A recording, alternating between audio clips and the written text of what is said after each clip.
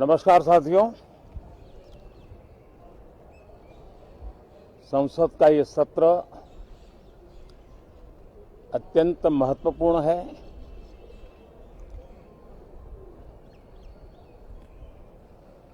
देश आजादी के अमृत महोत्सव मना रहा है। हिंदुस्तान में चारों दिशाओं में से इस आजादी के अमृत महोत्सव के निमित्त रचनात्मक, सकारात्मक,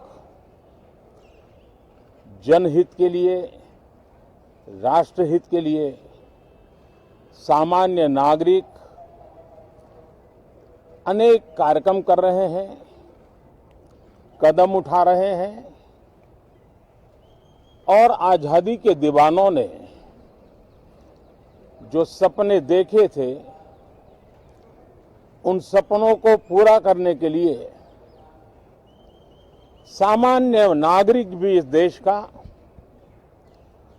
अपना कोई न कोई दायित्व निभाने का प्रयास कर रहा है। ये खबरें ये अपने आप में भारत के उज्जवल भविष्य के लिए शुभ संकेत है। कल हमने देखा है, पिछले दिनों संविधान दिवस भी नए संकल्प के साथ संविधान के स्पिरिट को चरितार्थ करने के लिए हर किसी के दायित्व के संबंध में पूरे देश ने एक संकल्प किया है। इन सब के परिप्रेक्ष्य में हम चाहेंगे, देश भी चाहेगा, देश का हर सामान्य नागरिक चाहेगा कि भारत का संसद का ये सत्र और आगे आने वाले भी सत्र आजादी के दीवानों की जो भावनाएं थी, जो स्पिरिट था, आजादी के अमृत महोत्सव का जो स्पिरिट है, उस स्पिरिट के अनुकूल संसद भी देश हित में चर्चाएं करे, देश की प्रगति के लिए रास्ते खोजे, देश की प्रगति के लिए नए उपाय खोजे और इसके लिए ये सत्र बहुत ही विचारों की समृद्धि वाला, दूरगामी प्रभाव पैदा करने वाले सकारात्मक निर्णयों वाला बने। मैं आशा करता हूं कि भविष्य में संसद को कैसा चलाया,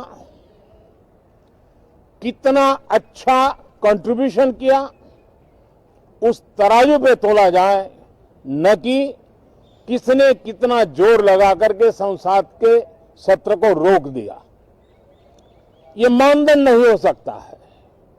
मानदंड ये होगा कि संसद में कितने घंटे काम हुआ, कितना सकारात्मक काम हुआ।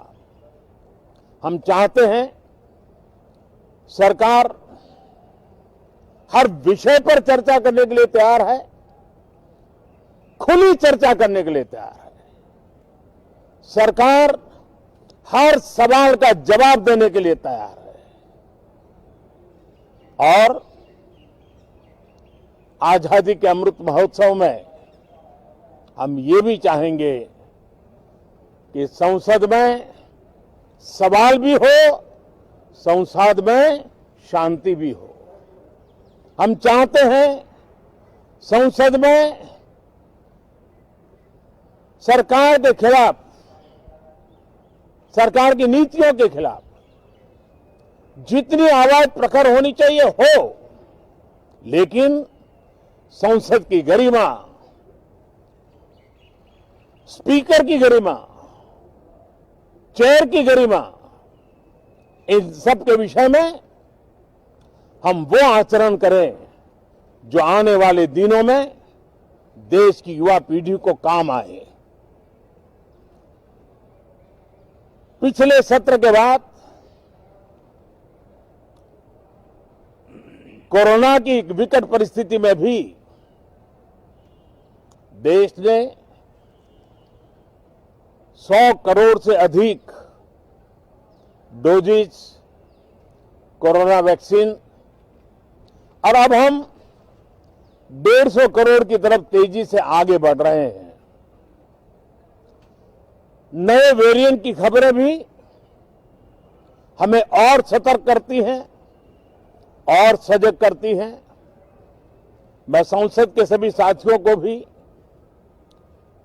सतर्क रहने के लिए प्रार्थना करता हूं। आप सभी साथियों को भी सतर्क रहने के लिए प्रार्थना करता हूं, क्योंकि आप सबका उत्तम स्वास्थ्य, देशवासियों का उत्तम स्वास्थ्य ऐसी संकट की घड़ी में हमारी प्राथमिकता है। देश के 80 करोड़ से अधिक नागरिकों को इस कोरोना काल के संकट के में और अधिक तकलीफ न हो, इसलिए प्रधानमंत्री गरीब कल्याण योजना से अनाज मुफ्त में देने की योजना चल रही है। अब इसे मार्च 2022 तक समय आगे कर दिया गया है। करीब 2,60,000 करोड़ रुपए की लागत से 80 करोड़ से अधिक देशवासियों को गरीब के घर का चूल्हा जलता रहे, इसकी चिंता की गई है। मैं आशा करता हूं कि इस सत्र में देश हित के निर्णय हम तेजी से करें, मिलजुल करके करें, सामान्य मानवी की आशा अपेक्षाओं को पूर्ण करने वाले करें, ऐसी मेरी अपेक्षा है। बहुत बहुत धन्यवाद।